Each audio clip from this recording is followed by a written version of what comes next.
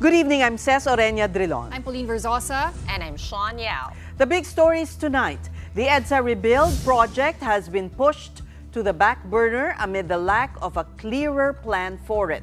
Now, Transport and Public Works officials have the tall task of finishing the thoroughfares makeover in only 6 months instead of 2 years. And General Nicholas Torre III lays down bold reforms for the National Police Force. One of the PNP chief's plans: have police officers at the scene of a crime in just 3 minutes or less. And more seeds have been planted that Vice President Sara Duterte's impeachment trial may not happen at all. Even the Senate President himself said ouster proceedings not crossing over to the 20th Congress is a possibility. Gumawa tayo ng magandang plano. Baka naman, imbes na 2 taon, magawa natin sa 6 na buwan. Ang 6 months, the whole EDSA, malabo po yan.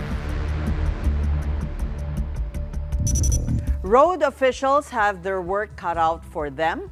Finish EDSA's rehabilitation in a year or less.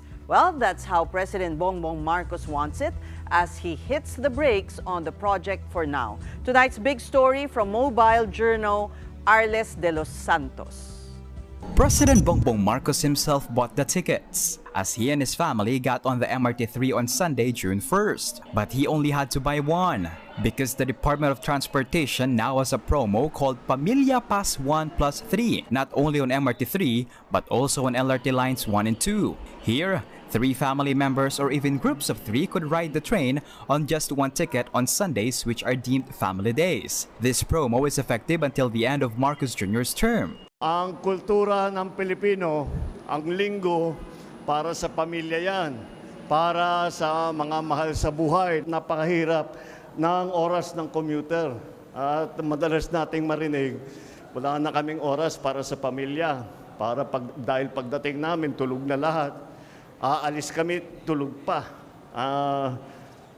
Kaya naman, sinasabi namin, bigyan natin ng chance para lang makasama ang inyong pamilya.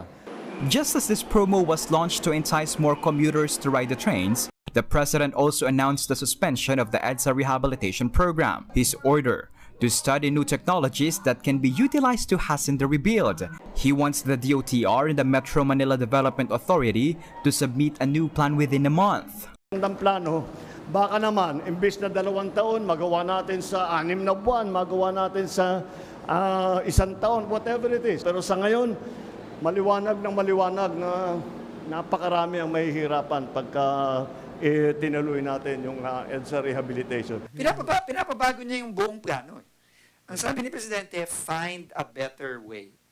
Find a better way para hindi mahirapan ang mga kababayan natin. And the better way means not 2 years, but 6 months. The last time a massive rehabilitation of the major thoroughfare was discussed was way back 2014. Fast forward to the Marcos administration when the rehab was initially scheduled for March. It was postponed and rescheduled 4 times. Then, the almost final date of June 13, with the construction on EDSA from innermost lanes going outward. DPWH actually already had winning bidders, but because of the pause, contracts cannot be awarded yet. Ito na nga yung instructions ni Presidente na we were given 1 month actually to revisit actually yung timelines namin because he's very concerned about the disturbance and the discomfort that will be brought about by yung pagkukumpuni ng EDSA traffic management protocol para mas mailatag sa public kung ano ba talaga yung gagawin. So, ito Ted that we will go back to our drawing board and see how we can improve actually or accelerate implementation ng EDSA rebuild. No? Now that the rebuild has been postponed, the planned odd-even scheme will also be suspended, as well as the planned free toll in parts of Skyway Stage 3 and the NLEX-SLEX Connector Road. But the request to augment trains and operational hours at MRT3 will continue, as well as the plan to add more buses to ply the EDSA carousel. MMDA also said the no-contact apprehension policy or NCAP will continue. Mobile Journal, Arles de los Santos. We are One News. Experts, though, consider it an almost impossible task, that of rebuilding EDSA in only 6 months. According to urban planning Professor Edgar Chavez, 2 years would be the most feasible to complete the major thoroughfares construction. And that's only if EDSA's rehab will be done 24/7 and the highway will be on total lockdown. Kung lane by lane, no, and then rainy season, even 2 years, I believe, is not feasible or workable. Ang 6 months, if we're talking of the whole EDSA, malabo po yan. Chavez likewise agrees with President Bongbong Marcos's decision to suspend the EDSA rebuild to make way for further studies. The urban planner's suggestion? Do the construction segment by segment, taking into account businesses that will be most affected when EDSA closes. Chavez adds that improving mass transport must also be a priority during the rebuild. Kahit kinisin natin, pagandahan natin yung surface, hindi mawawala yung traffic congestion because the main issue of traffic congestion EDSA is the volume of vehicles. Meantime, the Department of Transportation is preparing charges of economic sabotage against travel app AirAsia Move. That's over accusations of skyrocketing airfare prices that the online booking platform attributed to a technical discrepancy. DOTR Secretary Vince Dizon has ordered the platform's shutdown after Leyte Representative Richard Gomez complained of being charged with 77,000 pesos for 2 tickets from Tacloban to Manila. A Philippine Airlines flight for the same route would only cost 12,000 pesos per passenger. Dizon accused AirAsia Move of taking advantage of San Juanico Bridge's limited access. In a statement, AirAsia Move CEO Nadia Omer insisted that the platform is not manipulating ticket prices. She said the glitch was caused by temporary data synchronization issues with flight pricing partners, which affected other booking sites. The Civil Aeronautics Board issued a cease and desist order against the platform last May 26th. And while the company assured compliance, AirAsia Move argued that the CAB has no jurisdiction over it since it is based in Malaysia. And in relation to our top story tonight, we circle back to it, the NCAP. The NCAP is staying despite the temporary pause on the EDSA rebuild project. And let's get now the reaction of Transport Group Manibela through its chairperson, Mar Valbuena. Good evening sa iyo, Mar. Welcome sa Big Story. Good evening, ladies, and good evening po sa lahat ng mga sumusubaybay po ngayon. So, Mar, kayo ay tutol, you're against the NCAP? Ma'am Ces, ang tinututulan talaga namin yung NCAP po ng LGU. At i-clarify lang namin na yung NCAP po ng MMDA nung araw ay talagang sinusuportahan namin dahil mas mababa po yung multa. Ang range lamang po nito dati ay nasa 150 to 300 pesos. Pero nung ibinalik po ngayon, because of the rehabilitation of EDSA, ay naging 1,000 pesos na ang mga multa. So, nag-triple po yung multa, Ma'am Ces. Kaya po ito yung gusto nating linawin sa MMDA. Bakit po nung humiling kayo ng lifting nitong partial po ng pagpapatupad ng NCAP, bakit po napakataas na ng multa? At the same time ay dapat intended lamang po ito dun sa rehabilitation ng EDSA. At ang ginawa po ng MMDA, lahat ng major thoroughfares na sakop po nila, under jurisdiction po ng MMDA ay ibinalik po ito o inilagay po ito. Hindi po ba dapat dito lamang po sa rehabilitation ng EDSA? At ngayon ay suspended siya. Dapat po suspended din siya kasi nakalaan lamang ito para dun sa rehabilitation. Pero, Mar, maputo lang kita, no? Nakapansin-pansin naman na naging mas disiplinado talaga ang mga motorista dahil sa NCAP. So, nakita lang natin siyang mukhang disiplinado, Ma'am Ces. Tama rin po kayo. Marami ang nadisiplina. Pero nagmukha lang siyang disiplinado dahil bumagal po yung daloy ng trapiko na nag-cause naman ng sobrang traffic at Sa sobrang cautious nitong ating mga drivers, mabagal nga yung takbo at lalo pong nagsikip yung daloy ng trapiko. So dapat po ito yung i-address na ng MMDA, hindi lamang tayo mag-focus dun sa violation po ng mga motorista. So ang panukala nyo, suspindihin, ganun? Opo, kanina Ma'am Ces ay sumagot naman sila na susuriin nila yung ating mga hinaing patungkol dito sa pagpapatupad ng NCAP. Dahil nga po, sabi nga natin, dati ay sinusuportahan natin ito dahil nakakatulong naman talaga sa pagdisiplina ng ating mga motorista. Pero dapat ma-address yung mga concerns na pinapanawagan natin sa kanila.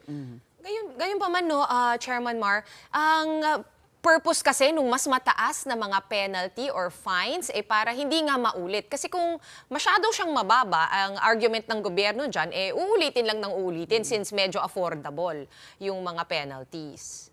Siguro po problema na po nung motorista na yon nalalabag po dun sa traffic laws natin. Kasi at the end of the day, ang tignan natin, sino po ba yung mga gumagamit ng lansangan natin? Yung mga battle cry ng ating mga kasamahan, maliit lang yung kinikita namin, 645 pesos per day, tapos magmumulta kami ng 1,000 na minsan, kadalasan ay biktima lamang din tayo nung maling sistema ng traffic system natin. Hindi naman po talaga yung mga motorista ang problema. Pagdating sa inyo, no, sa kumbaga ang grupo nyo kasi puro mga PUVs yan, no, public utility vehicles, nagsiservisyo po sa publiko. Nung unang implementasyon ng NCAP, marami po bang nahuli sa inyo? Nung una pong ipinatupad dito, Ma'am Shawn, marami rin talagang nahuli because wala pong matino na traffic sign na loading and unloading at saka yung bike lanes na tinatawag natin, saan kami magbababa? Kasi pag tumapak yung gulong namin doon sa 1/4 ng bike lanes at motorcycle lanes, mape-penalize din po kami. So dapat maliwanag ito na nagkaroon dapat ng konsultasyon. At alam naman ng ating MMDA, ng gobyerno, na iba po yung operator at iba po yung driver. Ang nape-penalize po kung sino po yung nakapangalan doon sa plate number, pero yung driver po na nag-commit, hindi po siya yung mapapadalhan ng notice of violation. Yan yung hanggang noon. ngayon, sa loob ng 3 taon, hindi naman po ito na-resolba ng MMDA at ng LTO. Pero ngayon po, nitong 1 linggo pa lang na implementasyon ng NCAP, may mga... Ma'am Seth, dahil wala pa naman silang naipapadala na mga notice of violation, yun nga po yung nakita natin na lapses din dito. Hindi pa pala yung sistema ng MMDA kung paano yung pagpapadala nito at paano yung pag-justify ng mga nag-violate, nandoon na po tayo sa mga violation tickets na sinasabi po ng MMDA. May suggestion ba kayo, Sir Mar, in terms of yung addressing that issue? Kasi di lang naman kayong natatamaan, no? Even private vehicles, ganun din. Let's say may driver, di ba? Siyempre, doon sa may-ari ng kotse mapupunta yung sulat. Meron ba kayong naisip na better way kung paano to i-implement para mas fair at talaga doon sa driver mapunta yung violation? Sa side po kasi namin, Ma'am Shawn, hindi pa na-address yung problema na dinulog natin sa LTO na pabilisin sana yung transfer of ownership. Lalo ngayon na may problema kami sa PBBM na ayaw naman kaming i-register o magkaroon ng sell and transfer dito sa aming mga nabiling sasakyan. Magkaiba po kasi doon sa mga private vehicles at saka dito sa PUBs. Dalawa po kasi yung concerned agency na kailangan naming ayusin. Katulad nitong LTFRB, kailangan kasi pati yung franchise namin, bukod doon sa ORTR ng aming sasakyan, mai-transfer din doon sa may-ari na ngayon. And then doon sa private naman, yung ORCR lang talaga. So ganun po kabigat yung sa mga public utility vehicles na sana doon sa 3 taon na binigyan ng palugit ng Supreme Court itong mga implementors natin, dapat po ito yung pinagtuunan natin ng pansin bago natin ibalik yung NCAP na to para nang sa ganon ay smooth po yung pagpapatupad po nito. So at this point po ba, Mar, pinag-iisipan ng Manibela pati ng ibang transport groups na mag-file ng bagong complaint sa Supreme Court sa pag-suspend ng NCAP? Opo, Ma'am Pauline, gusto natin na yung kung ano lang talaga yung purpose ng MMDA para dito sa partial lifting ng NCAP, kung dedicated lamang ito doon sa rehabilitation ng EDSA, dapat doon lang. Okay. Balik naman tayo. Nabanggit nyo na rin yung PUVMP, Sir Mar. Kamusta naman po? Any progress doon sa mga, may extension, di ba? Meron bang nag-sign up na? May additional? IRR muna, di ba? Pinag-uusapan yung Nagkaroon po tayo IRR. ng bagong department order na kung saan yung mga hinihiling natin na sana ma-fast track po yung pag-register ng aming mga motor vehicle. Ito nga po yung problema. Nauna pa yung NCAP, pero hindi po pa rin po kami nire-rehistro hanggang sa ngayon because wala po kaming extension ng aming mga provisional authority or ng aming mga franchise. Kaya po dito kami ay nananawagan na isuspend ito dito po sa mga lugar na kung saan hindi naman talaga kailangan. At yung sa pag-uusap naman namin ni Secretary Vince Dizon, tuloy-tuloy naman po siya, Ma'am Pauline. At naghihintay pa rin kami na kami ay ma-extend yung aming mga provisional authority at nang sa ganun makapaghanap buhay kami ng walang pangamba at makapagserbisyo kami sa publiko ng mas maayos at mas safe na hindi po kami nakikipagpatintero sa mga traffic enforcers natin. Nag-commit na ba sila ng date sa inyo, Sir Mar? Actually, ang sinabi lang po sa atin ay baka mapayagan na tayong magrehistro pero paano tayo makakapagrehistro kung wala po yung aming mga provisional authority. So baka hindi pa masyadong na-enlighten dito si Secretary Vince Dizon na kailangan muna ng confirmation galing po sa LTFRB bago po kami makapagrehistro ng aming mga jeepneys, ng aming mga UB Express. But having said that, may mga nahuhuli ba dahil doon? Dahil doon sa snafu with the paperwork? Meron naman ba or pinagbibigyan naman po kayo? Meron po na mga nahuhuli tayong mga kasamahan. Depende po doon sa sitwasyon. Kaya po kahit kami dinidisiplina din po namin yung hanay namin na hanggat hindi tayo registered, kailangan talaga disiplinahin natin yung ating mga sarili, lalo na sa kalsada. Nakikiusap tayo sa gobyerno, nakikiusap tayo sa taong bayan na suportahan tayo, pero yung sarili natin hindi natin madisiplina. So hindi din natin tinotolerate yung mga maling pamamaraan ng pagmamaneho at pagbiyahe ng ating mga kasamahang tsuper. Pero Mar, ang ipinaglalaban niyo pa rin ba ay ang maging optional ang consolidation? Kasi nung na-resume nga itong modernization program, sinabi nyo na you felt abandoned. Ganun pa rin ba yung nararamdaman nyo? And yung mga nakapag-modernize na, gano'n ba kalaki yung financial losses na nasuffer na nila? Alam nyo, sabi nga po ni Secretary Vince Dizon, more than 60% yung mga nalugi na mga kooperatiba at transport corporation. At dun sa 100% o 40% na natitira, hindi mo pa mabilang sa daliri kung ilan po yung nag-succeed dito. So bakit natin ipipilit ulit yung consolidation? Nasubukan na natin yung nag-kooperatiba, nag-consolidate. Bakit hindi naman natin subukan yung single ownership o single franchise na masubukan namin na makapag-modernize, maipakita namin yung kaibahan nung nasa kooperatiba, yung consolidated, dun sa mga unconsolidated. Dahil po kami, may mga tumatakbo na po kaming modernized unit dun sa aming pamamaraan na sumunod kami doon sa specification na ibinigay sa atin ng DOTR at ng DTI. Kaya lang po, hindi kami makapag-mass produce nitong mga units na to dahil hindi naman po kami binibigyan ng Certificate of Compliance. Okay, so sa ngayon, no, I think ilang buwan pa lang naman si Secretary Vince for 4 months or so, since February. So far, ano yung gusto niyong unahin niya? Kumbaga para magtuloy-tuloy yung proseso. Di ba? At naiintindihan po natin na sobrang busy ng ating kalihim.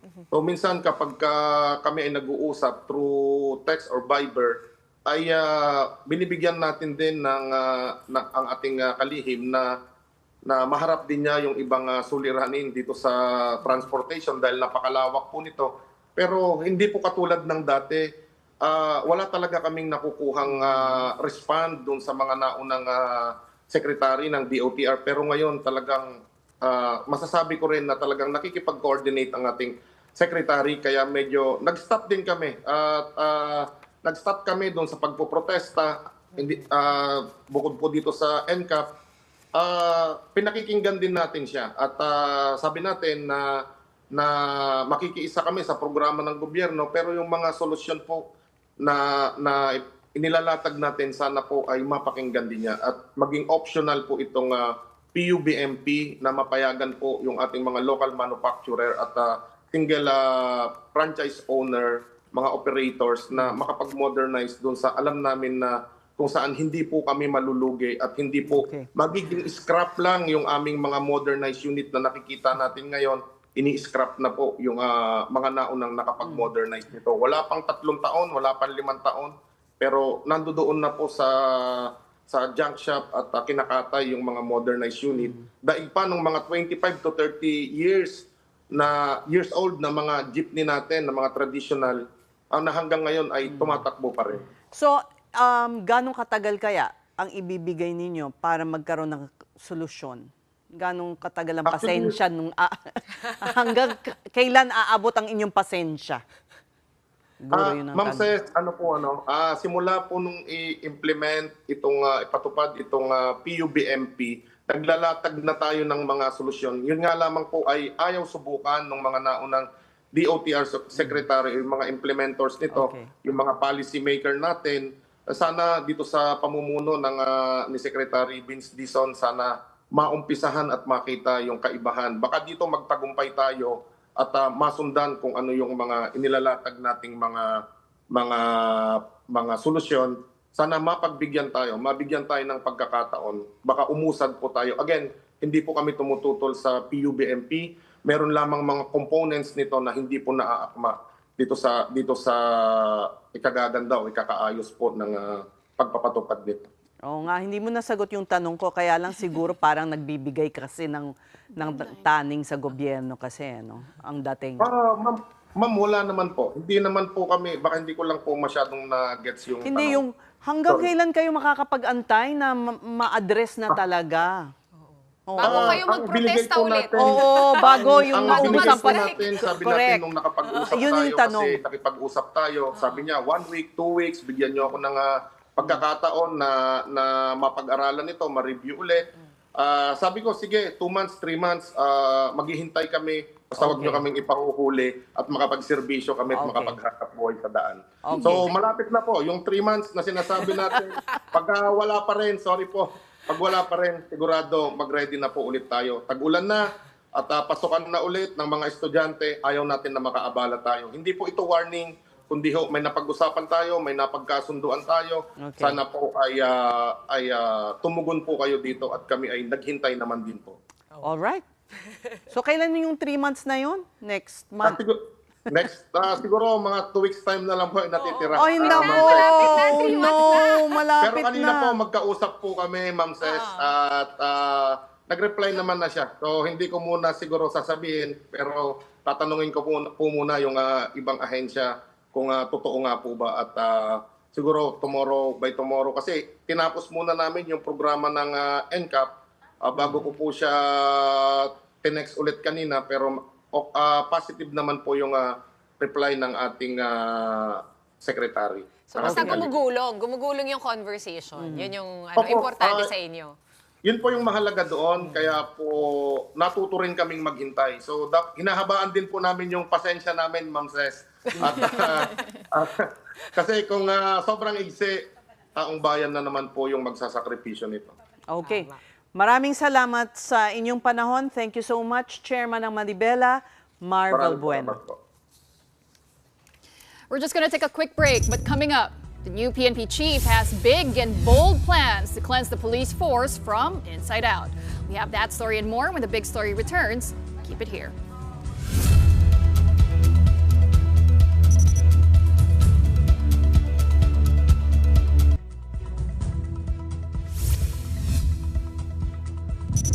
The Big Story is back with General Nicolas Torre III, now officially PNP Chief. He is the 31st General to assume the post, and during the change of command ceremony in Camp Crame, he got a handful of marching orders from President Marcos. News 5's Brian Castillo with the story.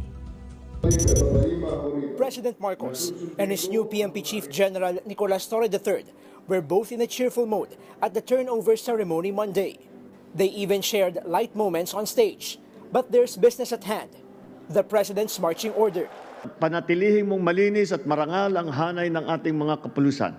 Bilisan ang investigasyon sa mga kaso laban sa mga pulis na lumabag sa batas upang maibigay natin ng hustisya sa lalong madaling panahon.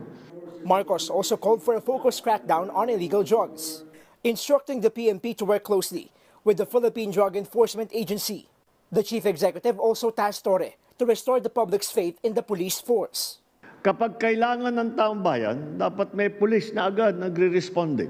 Hindi dapat natatakot ang estudyante o ang mga manggagawa, motorista, magulang na maglalakad sa kalsada umaga man o gabi.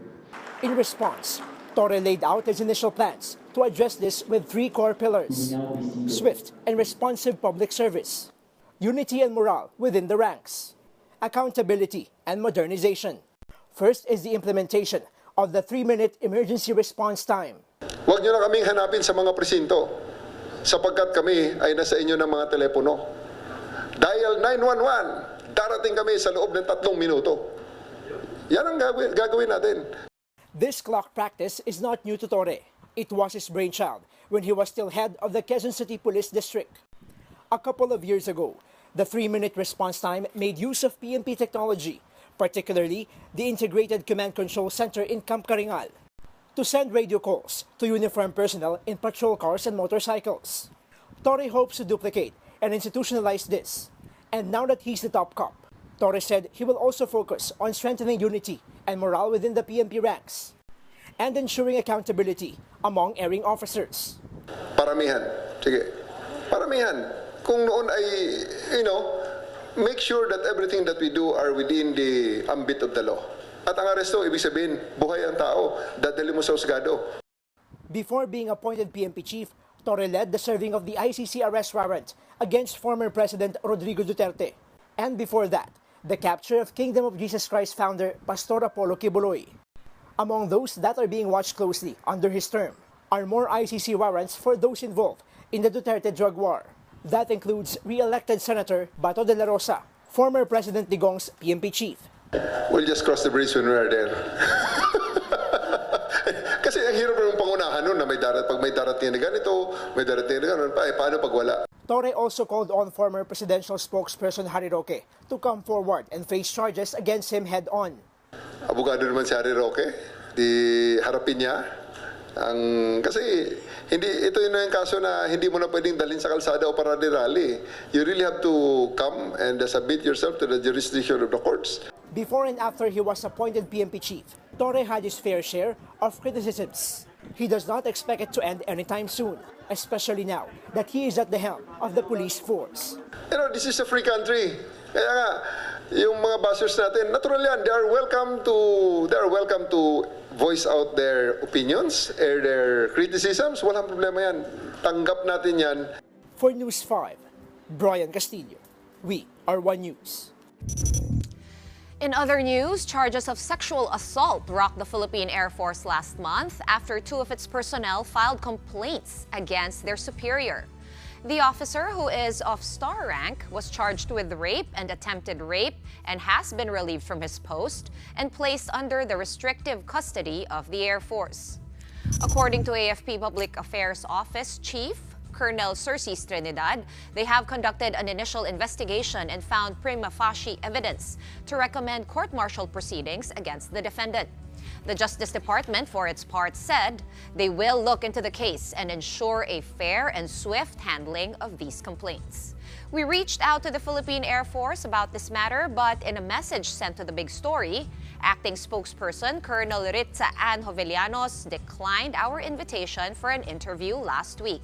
Her staff member said the case is now in progress and the officer would rather not comment on the matter to avoid prejudicing or influencing the outcome of the proceedings. And joining us tonight on the Big Story is Attorney Nico Robert Martin. Attorney Martin is representing the Air Force personnel in this case. Welcome to the Big Story, Attorney Martin. Hi, good evening, Ma'am Ces. Good evening to our host and to everyone who is tuning into our show. We understand that the two personnel have already returned to work, to their duties. Yes, ma'am. They have. I think they told me that they were given a 10-day reprieve last February. So February pa po yun, no? February they were given a 10-day wellness break, and right after they returned to work already. As of the moment, they are reporting for duty, just like how good soldiers are trained to do, ma'am. And how is the case proceeding? When will it be heard? Actually, we have not heard about anything with regard to the progress of the case.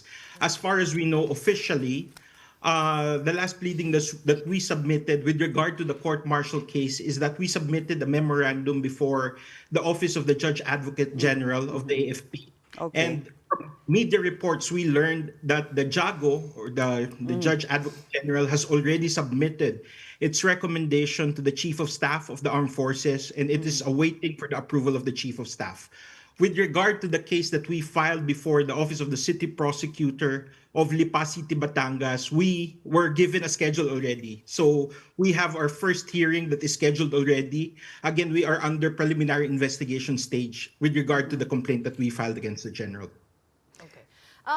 Attorney, there's a court-martial, right? So a lot of people might not be familiar that this case is actually being heard in two courts. One, the court-martial, which is the internal court system of the AFP, and one, like you said, the Lipa Regional Trial Court.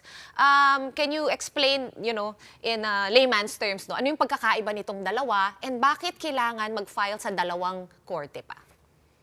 Okay, so it's not yet the court, it's not yet pending with the Lipa court. Still pending with the Office of the City Prosecutor. It could be junked. It could be junked.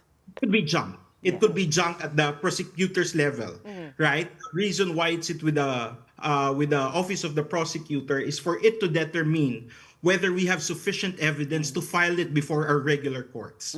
Okay, so I was asked a while ago about why two separate cases? Because the complainants in this case are both military personnel and also citizens of the Republic, right? So they have two remedies provided to them by law on how to redress what happened to them. First, they can go to court-martial. The military has its own justice system, okay? So the accuser, who is with the Office of the Judge Advocate General, charged the respondent with violations of Article 96 and 97 of Articles of War, over which all military personnel are subjected to. That is conduct unbecoming of an officer, of a gentleman, conduct unbecoming the general article, but also as citizens of the Republic, as ordinary citizens. We can also file a separate criminal case before the Office of the City Prosecutor. This time, it's not punished under the Articles of War, but it's punished under the revised penal code, under our general laws. Attorney, but can you just give us more details about the nature of the allegations made by your clients, and do you think there is strong evidence to support their claims? Well, for us, as we are advocates, we wouldn't file a case if we do not see that there is enough evidence. Like what the PNP or what the Air Force has said, I cannot comment. I apologize, but I will not comment on the merits of the case so as not to prejudice the outcome of the case. But attorney, what's the conviction rate for high military officials in the Philippines? I don't know. I was told, this is not confirmed, but I was told, we were informed that this happens to be the first reported sexual assault case of a male, against another male in the armed forces. It's a first of its kind. I heard. That's what again, I have not confirmed. We were told. It's the first male-to-male, with sexual assault that's been reported and where cases have been filed. You mentioned that the JAGO, Judge Advocate General's office, is waiting for the Chief of Staff's signature for the court-martial proceedings to begin. When was this submitted to the CS, the Chief of Staff? Actually, we do not know. I'm just communicating what we heard from news reports. Actually, should not that be communicated to you as a lawyer? There's no official communication to us yet about the matter, actually. When we filed our memorandum, the case has been submitted for decision. Now, the JAGO, on the basis of the evidence that we presented and on the basis of the evidence that the respondent has presented, has made its recommendation. We do not know. Nobody knows what the recommendation is. And it is up for the discretion and the judgment of the Honorable Chief of Staff whether that recommendation is going to be upheld or whether it's going to be reversed. So the question there is whether we are proceeding or whether we are going to proceed to trial, no, to court-martial, to try the respondent in this case. That As is a the issue. lawyer, should you not know? Well, we will know. We definitely will be informed of the final decision. But this is we call it the deliberative process privilege, no? Maybe they have their own discussions. We will be informed of the final decision of the Chief of Staff, definitely. Okay, let me try and understand lang. You're saying no more hearings. The decision has been rendered. Is that correct? The recommendation. There are three stages. There are three stages. Apparently, in the military justice system, there are three stages. Number one, the first stage is it undergoes preliminary investigation also of a different office in the AFP. It's called the Office of Ethics. No, they have an ethics office, and they will have to submit their recommendation with the JAGO. They already did, and the recommendation of the OESPA is to charge. No, according to them, there is prima facie evidence to charge the general with violation of Article 96 and 97 Articles of War. The next step is for the JAGO to make its own recommendation by studying the evidence that we have presented before them and the evidence which was presented by the general before them. They are supposed to make a recommendation which they will file, which they already did with the Office of the Chief of Staff of the Armed Forces. Now, the Chief of Staff, which according to law is the convening authority of a general court-martial, has the discretion on whether to uphold the recommendation of the JAGO or not. I see. But you don't also know the date this was submitted to the CS, because at least you can track, like it's taking 2 months, it's taking too long, you don't know the date. We have not been formally informed by the AFP about it. Attorney Nico, to step away from all the legalities, you're right. As far as I know, this is also the first case where it's like a male superior, male subordinate, and the two subordinates were actually brave enough to step out, kind of, and tell the world that, that this actually happened. What kind of, kumbaga, ano bang hinahanap nila? They, obviously justice, right? But is it also to kind of raise awareness that this sort of thing actually happens inside the AFP? Can you tell us about that parang civilian, more like human interest aspect of this case? Yeah, of course. Like what I said in previous interviews, all they want is justice. All they want is for the truth to come out. They know that it's going to be a long and arduous process because, testifying, because you relive those moments, right? You relive those moments. And it's very traumatizing for them to relive those moments. But they believe that justice must be had, the truth must come out, that these things it can happen to everybody, that we must be always on guard. It can happen to me, it can happen to you. It doesn't matter if you're a lawyer or a soldier, it can happen to everyone. So they are trying to also, aside from the vindication of their rights, of course, they are trying to raise that kind of awareness also. Also, I would like to mention, I don't think I have mentioned this previously, my clients would also like to thank the Supreme Court of the Republic because they were able to access legal representation through the newly promulgated resolution of the Supreme Court on free legal aid. So we are rendering free legal aid to them. You mean you're as their attorney? Yes. Our law firm is rendering free legal aid to them. ULAS, the Unified Legal Aid Service Rule of the Supreme Court, which provides, which mandates all lawyer to provide legal aid service, free legal aid service to everyone who is in need and who's qualified under the resolution that the Supreme Court issued. Did they mention to you if they know of other cases but who kept their silence? I don't know if I can disclose this, but after this has surfaced, after this has surfaced through media, there are actually there are actually a number of people who approach us, who is trying to also to, I cannot disclose the merits, but who is saying that they have also been victimized by this kind of behavior. We are assessing. In the military.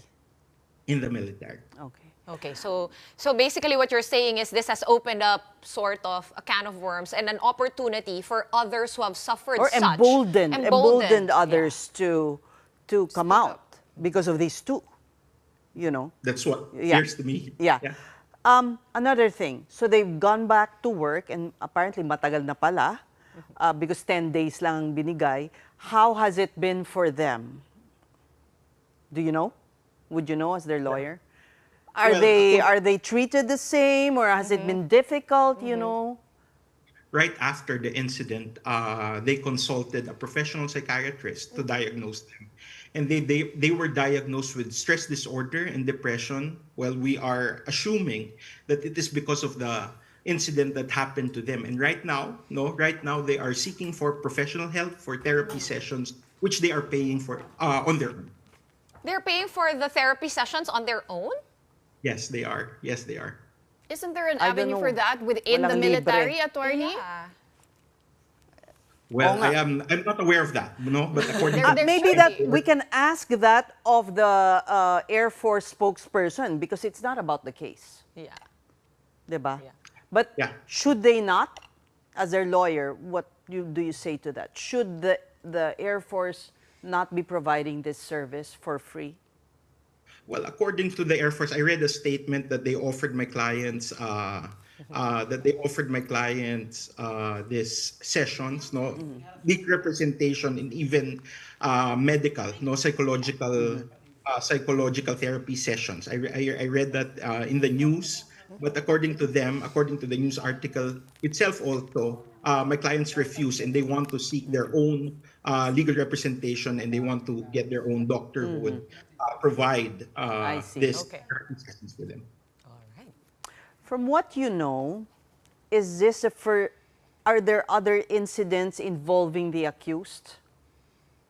I am not aware of such. But as I said, there are some others who approached us, bringing their case to us. But right now, we are still assessing. We are still assessing because we cannot just accept everything and everything who comes to us. We have to assess their allegations, the evidence that they... Does it concern the same individual? I cannot disclose for the moment. I hope you understand. Well, I tried. Well, thank you so much, attorney, and kudos to you for taking this pro bono. Maraming salamat po. That was attorney Nico Robert Martin. Moving on, Defense Secretary Gilbert Teodoro and Armed Forces Chief General Romeo Browner Jr. called out personalities posing as Chinese media for spreading misleading reports. During the annual Shangri-La Dialogue in Singapore, Teodoro said supposed journalists accused the Philippines of being a U.S. proxy, which he firmly denied. He claimed these individuals were actually Chinese intelligence agents masquerading as media to twist footage and manipulate narratives. For his part, Browner slammed these individuals for allegedly violating protocol and tailing him outside official events. Beijing did not send any high-ranking delegate to the summit, which also saw U.S. Defense Chief Pete Hegseth describing China's threats as quote-unquote real and imminent. China continues to reject the 2016 arbitral ruling that invalidated its maritime claims in the West Philippine Sea. Teodoro said China's deficit of trust is the biggest stumbling block in resolving disputes in the region. And thus, for dialogue to be effective, it must be coupled with trust. We have to call a spade, and that is the biggest stumbling block to dispute resolution or dialogue with China, that deficit of trust. We're going to pause for another quick break for now, but more big stories after the break. One senator believes Vice President Sara Duterte's impeachment trial is dead if it is not taken up by the upper chamber before June 30. The details when we return. Stay with us.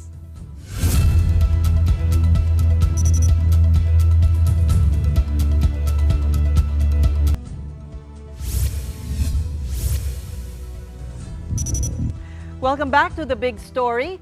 Mamamayang Liberal Party List Representative-elect Laila De Lima is disappointed over Senate President Chis Escudero's more recent statements. That's as to when the Senate will actually convene as an impeachment court in the 19th Congress.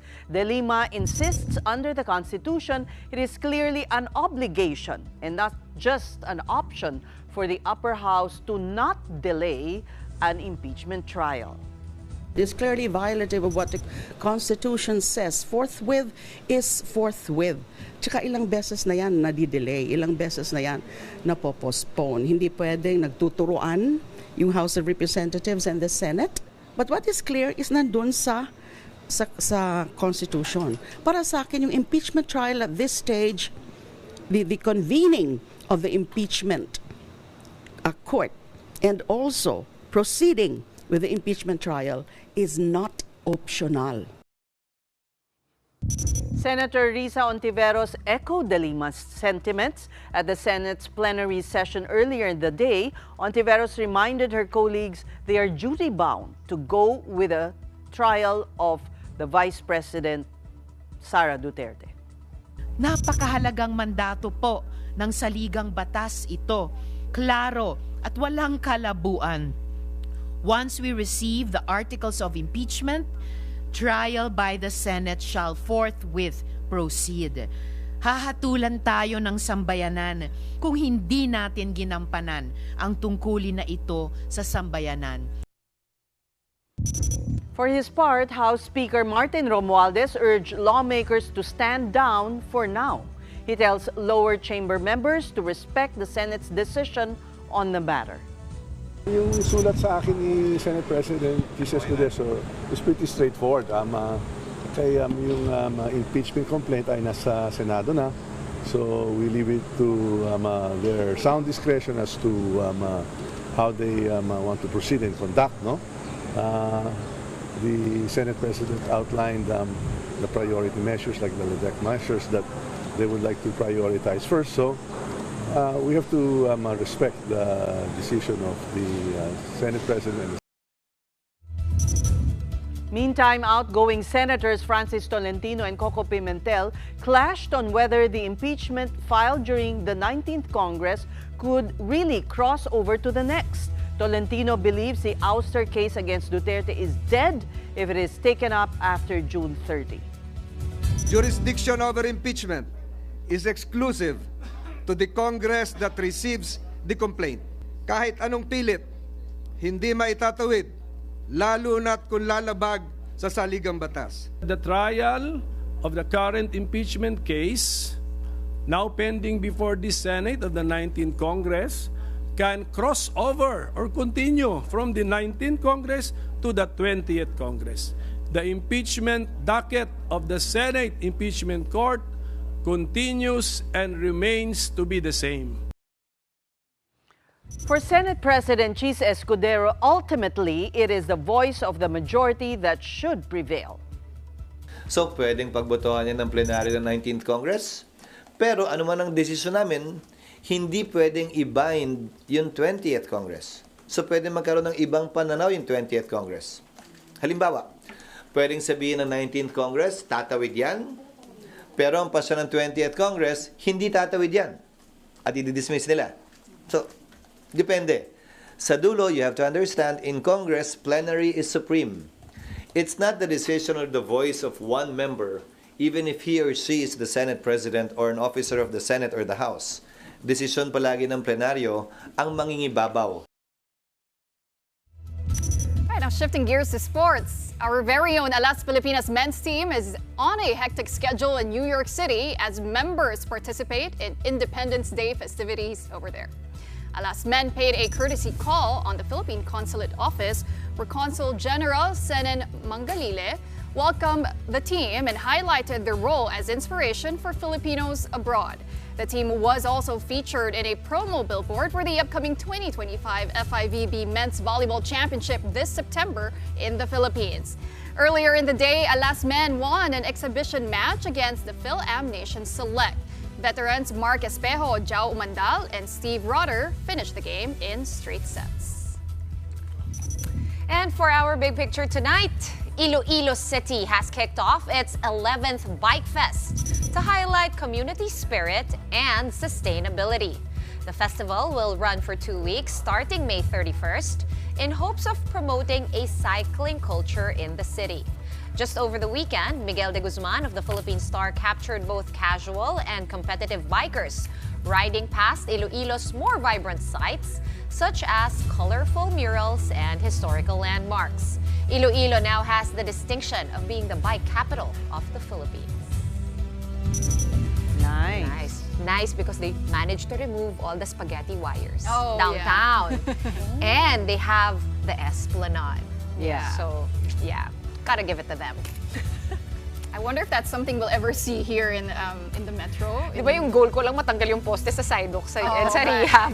Baka mangyari. Because, di ba? Because prayers work na differ. Yeah. Because you'd want that to happen. Yeah.